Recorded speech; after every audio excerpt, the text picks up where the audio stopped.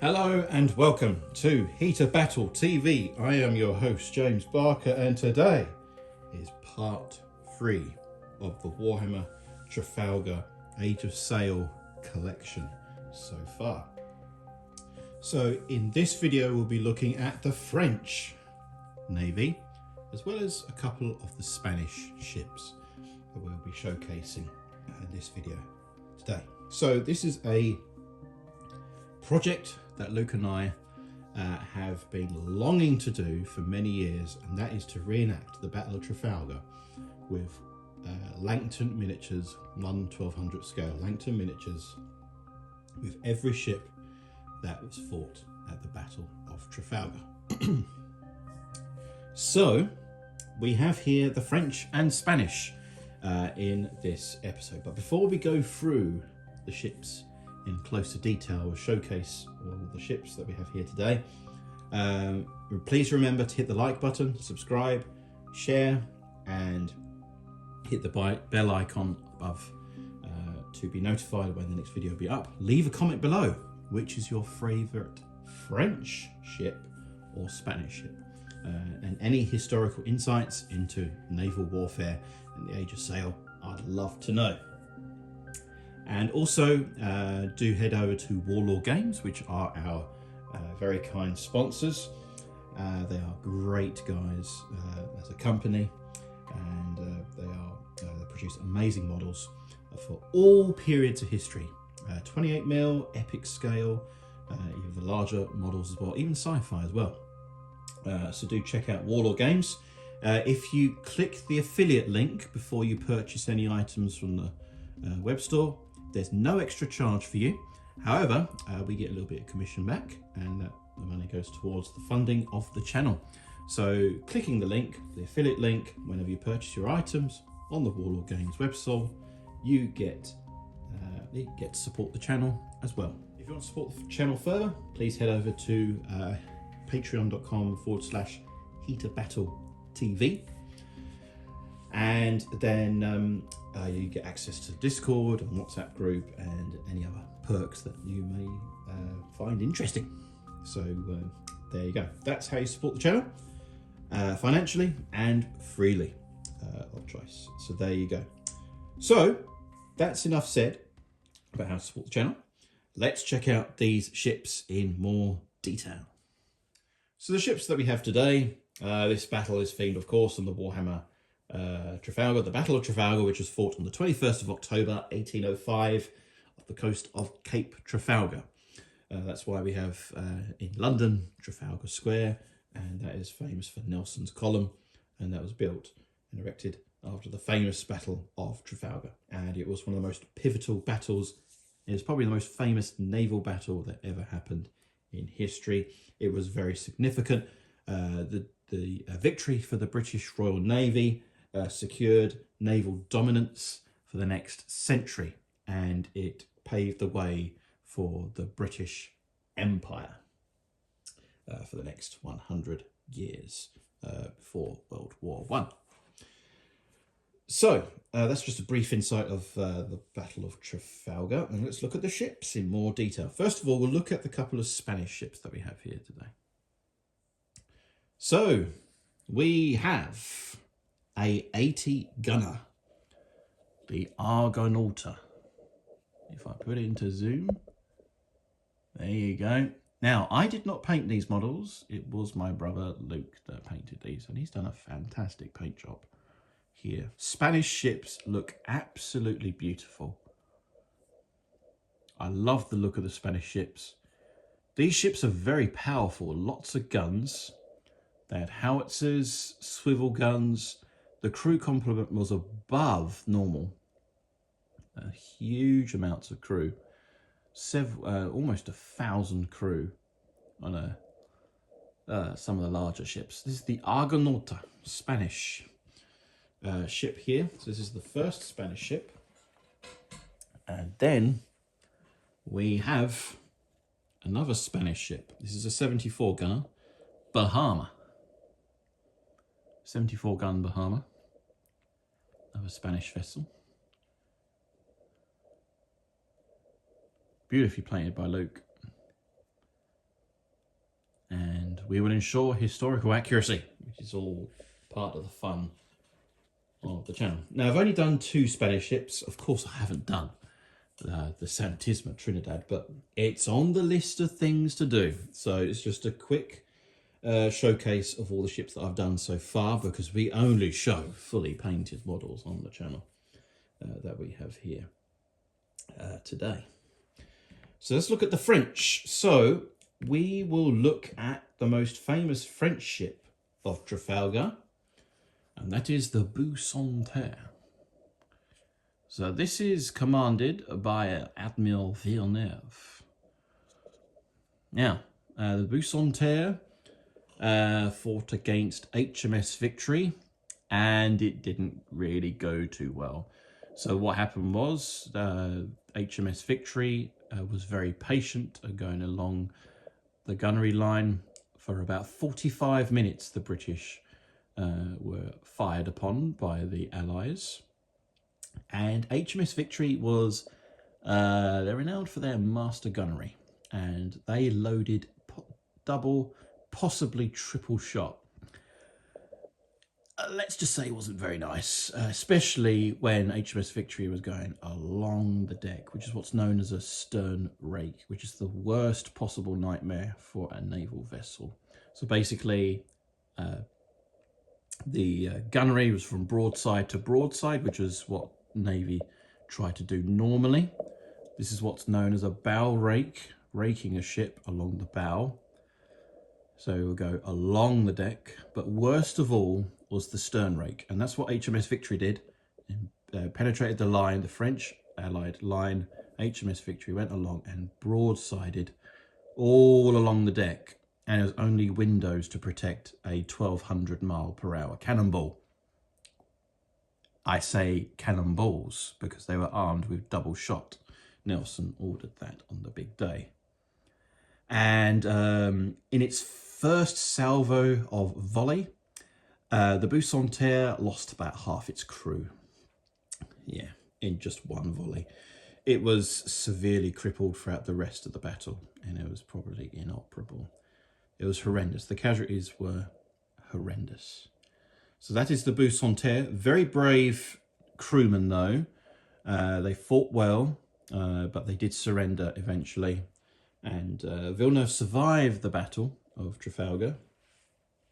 However, I think it was about a couple of years later, after the battle, he may have died from unnatural causes or unalived himself, sadly. This is that's an 80 gunner, by the way. So it's a above average third-rate large ship of the line. This is another 80 gunner. This is Formidable, or Formidable. Forgive my French pronunciation, but it's the Formidable. French ships were very elegant, fast. They were faster ships. However, the crews on average were not well trained. Brave, but not very well trained as compared to the British. That's an 80 gun, that's Formidable.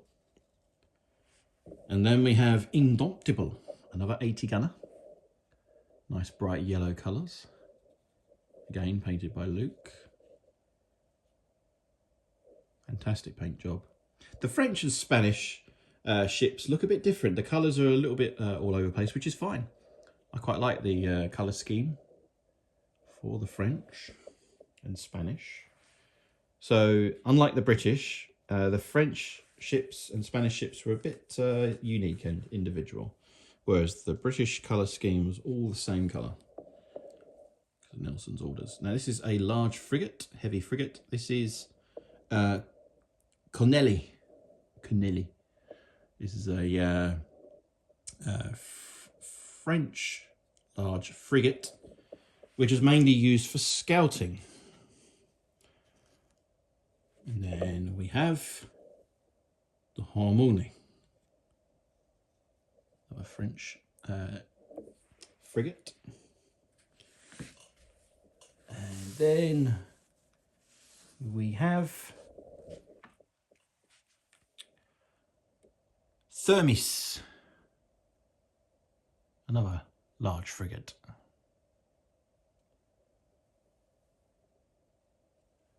Can put it to the front there.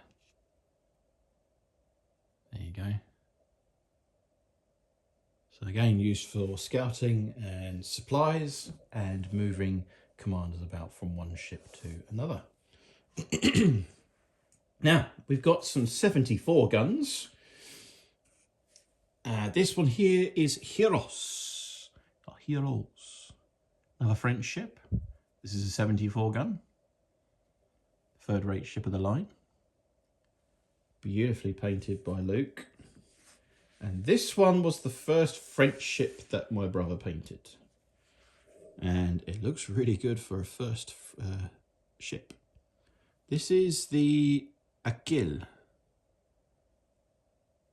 And some of the names of the ships on British and French were quite the same, actually. Which is interesting. Now, all the masts, you may notice, are exactly the same. So we did it.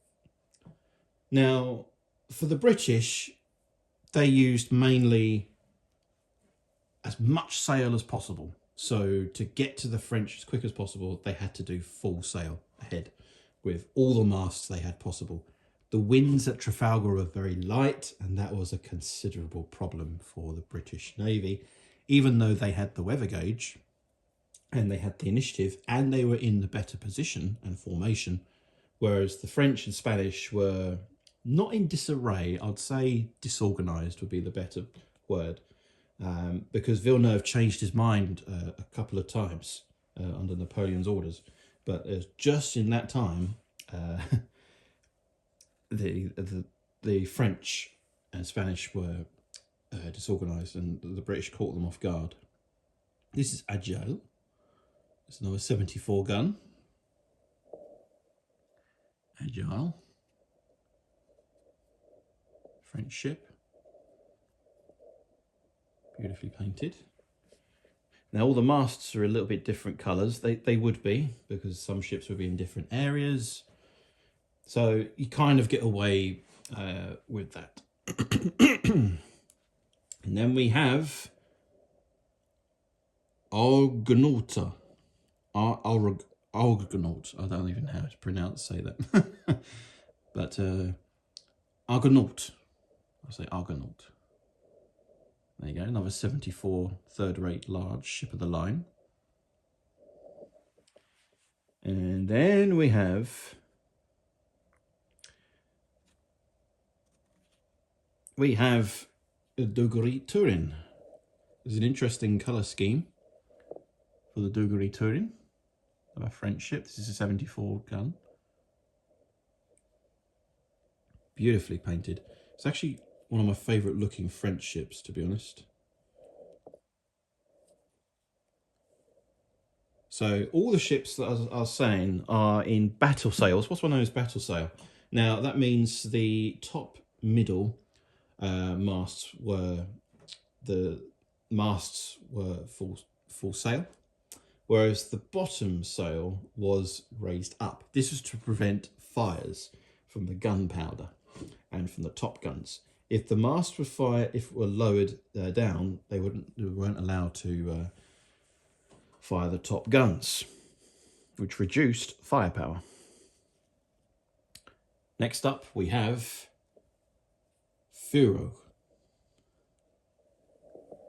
This is Furo, French 74 gun. Furo. Nice looking ship. Very, very cool. And then we have something that's a little bit unique. We have a captured British ship. That is called Berwick. It's a British hull, but the French captured it. So a few British ships were captured. So there you go. That is Berwick. That's all the ships that we have for the French and Spanish so far. Now, if all of my British ships would fight against all of the Allied ships, they would be severely outgunned. So we try to make it fair. We do like a squadron in a battle. So we will be doing some practice games before the Battle of Trafalgar. Now, what Luke has also done, he's also done a wrecked ship as well. It's one of the Spanish wrecked ships, 74s. So if it's crippled, you can instead of placing a piece of paper which looked a bit fake, you have to get the real thing. It's beautifully done. Luke's done a fantastic job on that. So yeah, the detailing is incredible. Again, these models are from Langton Miniatures. So there you go. That's all the French and Spanish ships that we have in the collection so far. So if we were put up against all the British versus all the French and Spanish so far, the French would be completely outclassed because there's a few hundred gunners and they're big and they're beastie. And the gunnery from the British is just better. So we try to make it as balanced as possible. Again, like I've explained in the previous videos, the French doctrine, they prefer to aim high, so to take out the masts and the rigging, so therefore they could later on capture the ship and do it that way, which is a disastrous tactic. It didn't really work. And also the lack of experience as well for the gun crews as well. So for every one shot the French and Spanish would fire, the British would fire 3 to 4, maybe 5 rounds. That's how superior the gunnery was. That was because the French ships were mainly in port for most throughout the Napoleonic Wars, unfortunately. And the Royal Navy, they had the rate of fire and also the technology as well. So the French guns had fuse charges, whereas the British had flintlock triggers, which was instant firing, which proved to be the key to winning Trafalgar as well. And the tactics, the Admiralty was just superior for the British. But nonetheless, the French and Spanish will, I tell you now, they will put up a good fight. And we look forward to reenacting the Battle of Trafalgar. And we'll be doing some battle reports with a squadron, V-squadron, maybe a couple of squadrons versus each other. And we may do that. Very, very excited to do that. And then we're going to gradually paint all the ships for Trafalgar. So the good thing about historical wargaming, it never gets outdated. The rule books and stuff like that, unlike 40k, it's a bit different. You have to have erratas and updates and everything like that. Whereas with historical gaming, like Trafalgar, we've got all the rules that we need. We don't need erratas. I mean, there's an FAQ that they've done, but that's all clarified. It's all fine. The rules are sound. They're excellent. Same with Langton Miniatures as well. Really, really good. I think he's done like a couple of editions himself. So he's done even some tweaks and the rules and everything like that. So there you go. Really looking forward to doing more ships. Trafalgar is coming. We're going to reenact the Battle of Trafalgar. The battles will not just be done on land, but they'll be done in the vast oceans of the Atlantic and Pacific, depending on which period of history famous battles were fought on. So there you go. So there you go. So thank you very much for watching. Please remember, if you've enjoyed this content, please hit that like button, subscribe, share this content with as many people as possible. Hit the bell icon so you'll be notified when the next video will be up. And remember, if you want to support the channel, you can do that. Also, if you are going on to Warlord Games, before you go on to Warlord Games website, please hit the affiliate link. It's absolutely free. It's no extra cost or anything like that whenever you purchase your items from the Warlord Games store. If you do that, and if you purchase any items on their website, we get a little bit of commission back, which helps support the channel. If you want to support us financially, please head over to patreon.com/heatofbattletv, where you can access the WhatsApp group and Discord page, and you check out all the perks that we have for that as well. And there you go. that's the showcase for the French and Spanish. Looking forward to getting all the ships done for both British and French. This is the introductory series. Thank you for watching all 3 parts of the showcase video series. And hopefully the next showcase videos that we do, we may do 1 ship at a time. We may do a squadron at a time with brand new ships. And also one day, I hope it happens, that we'll showcase all the ships and then we will go for the big battle itself. Reenact the Battle of Trafalgar on the 21st of October, 1805. Thank you very much for watching. And as always, happy wargaming.